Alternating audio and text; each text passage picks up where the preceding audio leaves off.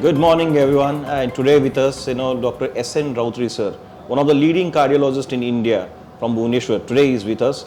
And Dr. Sir, specifically, I want to talk about your today's session.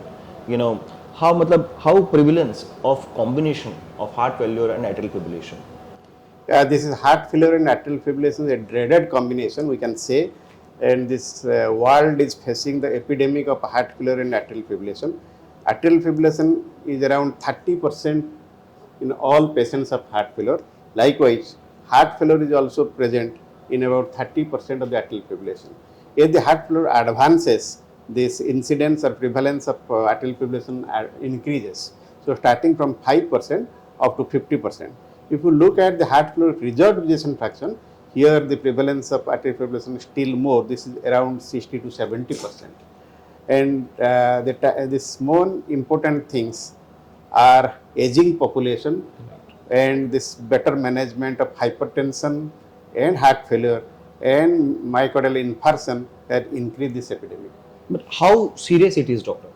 Yeah, because you see, this prognosis become very bad once there is a combination. As we all know, heart failure, the chances of survival is around 40 to 50% at 5 years after the diagnosis. If atrial fibrillation is added to the heart failure, the chances of survival still decreases, and 1 year mortality about 20 to 30%, in the 5 year mortality around 70%. Right. So, this is a dreaded combination. We should have to diagnose it early, to treat it early.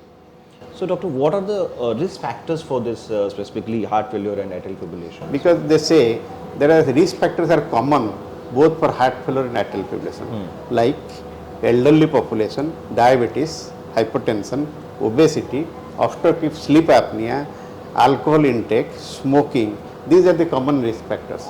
Likewise, they also increase the inflammation. Inflammation lead to heart failure, inflammation lead to atrial fibrillation and development of heart failure is a vicious circle. Right, sir. So, how to tackle this? Yeah, this is very important because you see, this non-communicable diseases are increasing. Likewise, healthcare cost is increasing also. So, we will have to quickly diagnose and treat. Early diagnosis is very important. Sometimes we need a high index of suspicion. We have to suspect which patient is developing atrial fibrillation in heart failure. Say some arrhythmia, some blackout, some dizziness, we will have to think. So, we will have to monitor those patients. How to monitor? This 24-hour monitoring, then 6-7 days monitoring, and 3 months monitoring, that is called Holter monitoring. Right. Now, this smart watch has come and that can detect the atrial fibrillation. Right. And this sensitivity is around 900%, right, and specificity about 95%.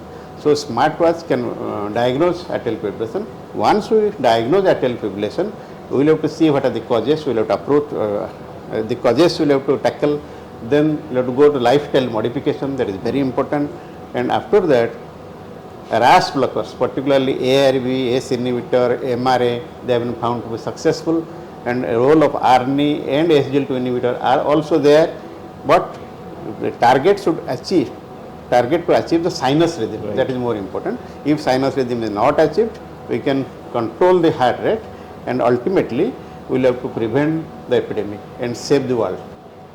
On behalf of EMCURE and CSI, thank you so much, sir, for giving a light and specifically on the heart failure and atrial fibrillation. Thank you so much, sir. Thank you.